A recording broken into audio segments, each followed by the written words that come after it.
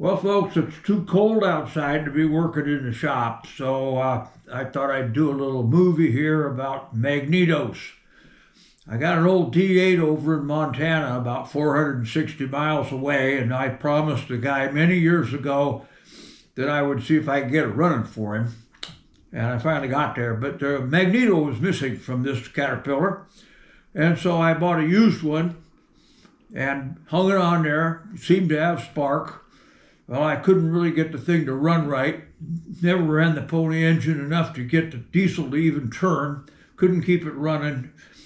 Finally ended up taking the spark plug gap down to 15 thousandths from 25, and I actually got it to run. Not very powerfully, but it told me that I had a weak magneto. Made nice spark out in the daylight, but it wouldn't make any fucking spark under compression in a mixture. So I got to thinking, I pulled the magneto off. I came 460 miles back here, and I was looking for somebody that might be able to rebuild the thing. Well, I found a website. Guy calls himself Old Croak. I guess he likes frogs or something, down in Camas, Washington, down near the Columbia River. And he rebuilds old magnetos and old make and break engines and all sorts of weird, wonderful old stuff. And I asked him if he could rebuild this magneto, and he said, well, yeah, but he said, you could do it. Well, that made me think a little bit. You know, I've been working on equipment for 60 some odd years, and I've done lots of distributors, but I've never even touched a magneto because I never had any fucking trouble with them. So, first of all, he told me how to test the thing. I don't know what happened there. Camera turned itself off. So, what he told me to do to test this thing, and then he emailed me a whole bunch of information on this. So this is an American Bosch 4/2, and basically you'll find them on a lot of old Caterpillars, everything from D2s up to D9s, I guess. And they were used when you had to use a gas engine to get the diesel started before they had powerful enough electrical systems and electric motors to spin the darn things. So he said, set the gap on the spark plugs about 1/8 of an inch. And he said, see if they'll spark. If they'll spark at 1/8 of an inch, it's a good magneto. So I'll just grab this little crescent wrench, and I am going to see if I can get these little spark plugs to spark, and I'm going to turn the camera down so you can see them. Okay, are we ready? Keep an eye on those two spark plugs.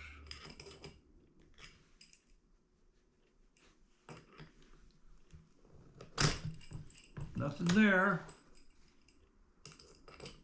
It's only going to do it every other time. There, you see that one? That which is a spark. Now it's going to do one more impulse. Nothing's going to happen. And now this one here should spark. See? We got a good 1/8 of an inch on this sucker. So it's basically a good magneto. However, it's old. And nobody knows how long it's been since it's been lubricated or changed or anything else. So what we're going to do, I couldn't find anything on any videos at all to show how to do things on these American Bosch 4/2s.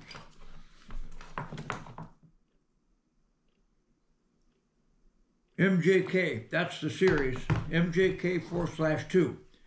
Now, what we're going to do is, I am not a magneto expert. As I've said, this is the first time I got into it a couple of months ago. This is the third one I've done so far. And I'm going to do this in 3 parts. The first part is going to be about the impulse coupler, why it's there, how it works, and disassembling it and reassembling it, because it has to come off before you can get the main magneto apart. The second video is going to be on disassembling this thing without breaking something. And the third one will be cleaning things up and putting it back together. So, this is the impulse coupling. You'll find it on most magnetos, not all, but most. What it basically does, a magneto, the faster it turns, the hotter it sparks. So when you're at a hand cranking speed, like you're cranking an engine with a hand crank, you're not turning that magneto very fast. And the spark would be really wimpy if it occurred at all. So an impulse coupling is a spring-loaded deal with a cam and a couple of pawls. And what it does, it winds up a spring, releases it, allows the magnet rotor to kick through the critical magnetic field at a high rate of speed and makes it a good, strong spark when you're hand cranking it. So it's kind of a mystery. I was afraid I might get, springs and balls and shit flying all over the shop when I first started to take one apart. But Mr. Old Croak told me, don't worry about that, it won't happen. So the first thing we got to do, we have a very fancy nut here. And it takes a very fancy wrench. See, I took a drag link wrench and cut a slot in it with my milling machine to fit this fancy nut here in order to get the end of this impulse coupling off. And the reason I got this vice grip here is to keep it from turning while I try to loosen this nut. There, it's loose. There's a lock washer under it.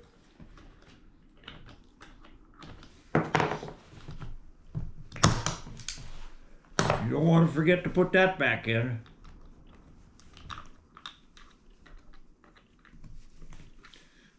Now this nut is pretty worn. It's been on or off there a lot of times and it's kind of hard to get a grip on it.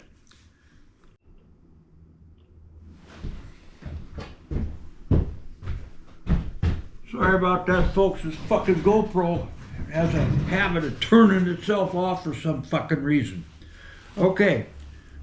In here, you will see a spring all wound up there nice and tight with 2 ball bearings. Inside that spring is a lubrication wick. Now, this is not difficult to take apart. It's a little more difficult, but not much, to put it back together. I highly recommend you put it in a vise. Now, opposite the springs, you will see a tiny little divot in here, right there.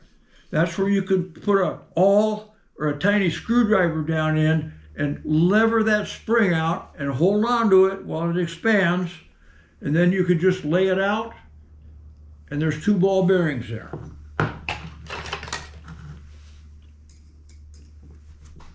There it is. 1 spring, 1 wick, and the balls have to come to a certain spot here where this little dimple is before they'll come out. We're going to clean this all up and put fresh oil in it. Now, the next part that comes out is the cam plate. And you will notice, it's kind of hard to see, but there's a letter on that cam plate, a C. That C stands for clockwise. This is a clockwise rotation magneto. It has an arrow right there that shows which direction it is to turn, clockwise. There are also counterclockwise magnetos. And on the opposite side of this cam plate, there's an A for anti-clockwise. All these parts in here, all 3 of them, are coded that way. And when you put them back together, make sure, absolutely sure, that you have the correct letters pointing up. In this case, C for clockwise. There's the cam plate. Now there are 2 little weights in here. They also have an A and a C. These little weights are what enable this thing to actually cock itself before it releases. And once it gets up to about 300 RPM, the heavy parts of these weights pull them up out of the way and it won't trigger the impulse coupling anymore, and it advances the spark about 25 degrees. Now the next part to come off is this base plate here. It is on a keyed and tapered shaft.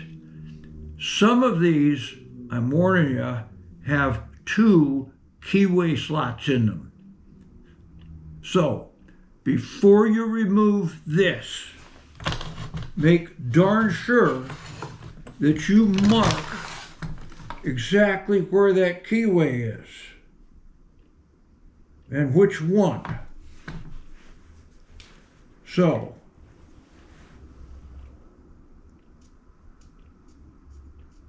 this is the keyway where I can see that it's engaged. Because if you think there's just one key and one keyway in there and you pull it off and it's got 2, you're fucked. You won't remember or if have any idea of how to put it on which keyway, because they're like 30, 40 degrees difference. Now, to remove this, because it's on a taper, we have to unload the taper. To unload the taper, we use 2 1/4-inch 28 threads per inch, or National Fine bolts, and they go into these puller holes, just like a steering wheel puller, and you just finger tighten them until you have to put a wrench on them. Then you just put a little 7/16 wrench on them, and there, you just pop loose. Okay, that's how you unload the taper. Whatever you do, don't even think about hammering on this shaft. That's a no-no. You don't have to. That's why there's these 2 puller holes in here.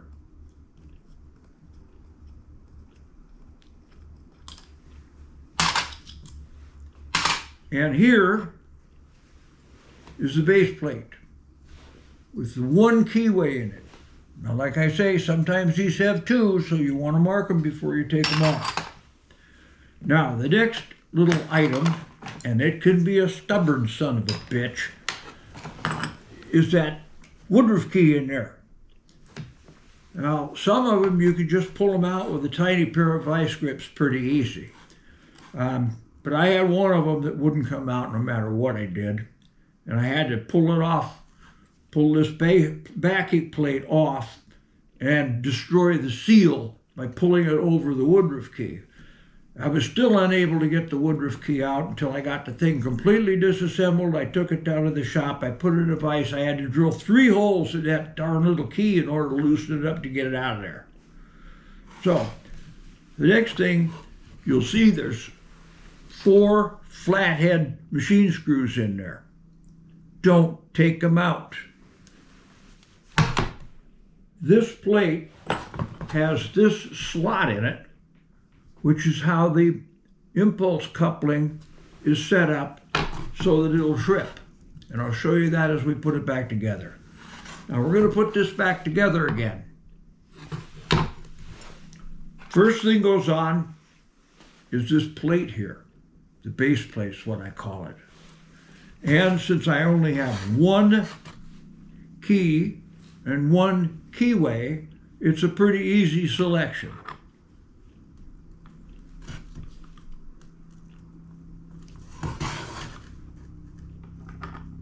There we go. Now, the next thing goes in is the weights. Remember, we got an A for anti-clockwise and a C for clockwise. This is a C. So we're just going to set that in there. And we're going to put the other weight in there with the C up. Now, the way this thing works is when it's going very slowly, watch what happens to this weight right here. You see? It went down below this slot. So when this is turned, it's up against that slot. That locks the magnet rotor until the springs wind up. Now, the next part that goes in is this cam plate. This is what releases the weights from being stuck in that slot. We're going to put C up. We're going to set it in here. And it's probably kind of hard to see, but that cam plate can cam those weights up out of this slot. That's the way it works. Now, the next ticklish part of putting this back together, we got to put this back together. So we put a ball bearing in there, push it that direction. You take another ball bearing, drop it in, push it that direction. Now they can't come out except in one little spot. Now there's a stop right there. You see that stop between those ball bearings? That keeps them from going anywhere further along. And it also gives room for this little tang to stick down in there. Now we got the wick and the spring.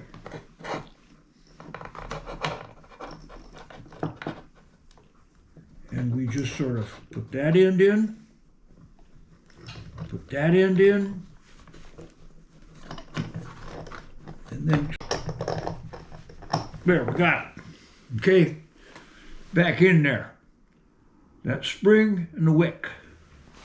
Now, here is the most ticklish part.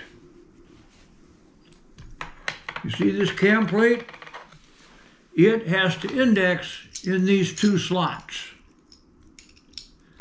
When you put this back over the top of that cam plate, you see, and there's no play in it.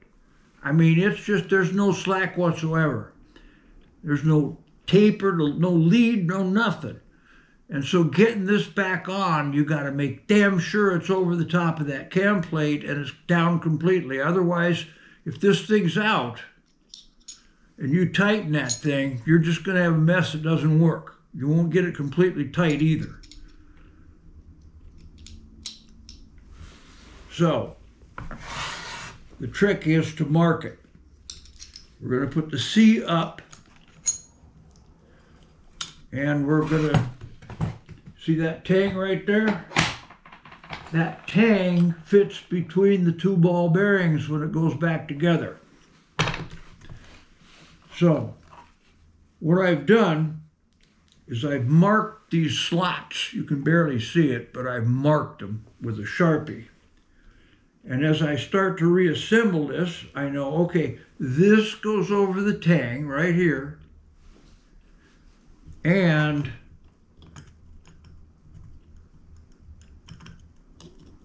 cam plate is in the wrong position.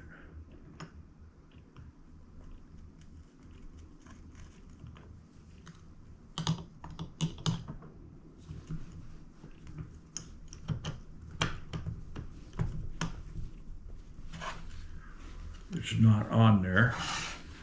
You can see a little bit of it through the slot.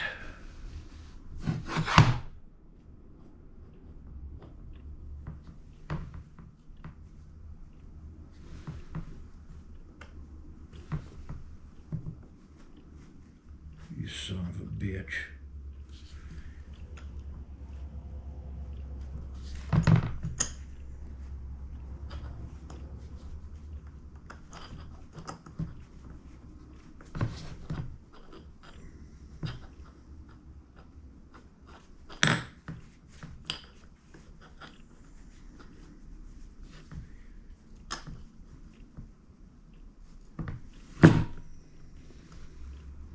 It is kind of a pain in the fucking ass, I'll tell you.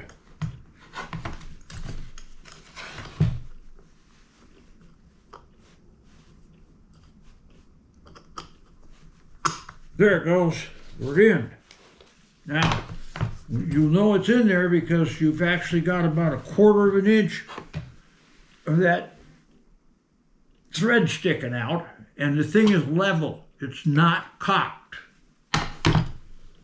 So then all we have to do, that's the trickiest part, is to make goddamn sure that that cam plate is in the slots in this drive hub. Now here's the lock washer. You want to center it as close as we can, dead center, before we put this nut in. Otherwise, it's going to hang up on one side of the lock washer and you won't be able to get it tight. Okay, I can see that it's a little cattywampus here.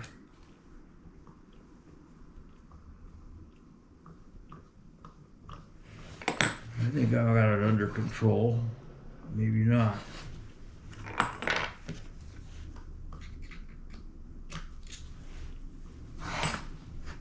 There we go. Got it.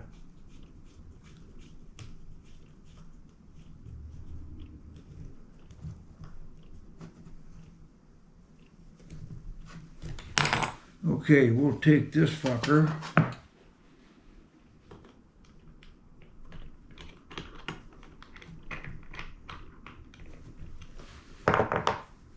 And then what we'll do is we'll put our little friend's device grips back on.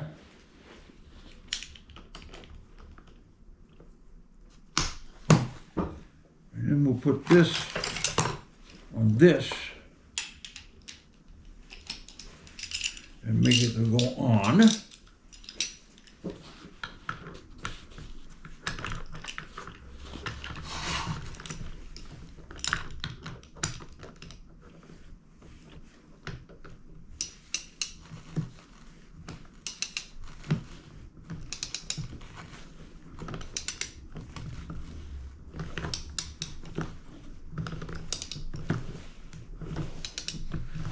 You tighten it all the way up.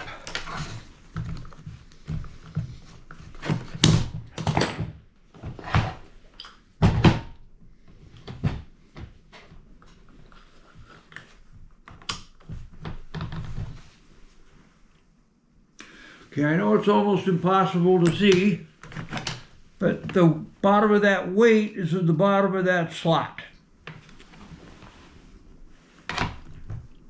And it will stay there until that cam plate pulls that weight up out of the slot. So it gets tighter and tighter and tighter and tighter and tighter, and then bang, it flips through and makes a big fat spark. So that's all we're going to do on the impulse coupling. The next video is going to be about completely disassembling this thing. So there.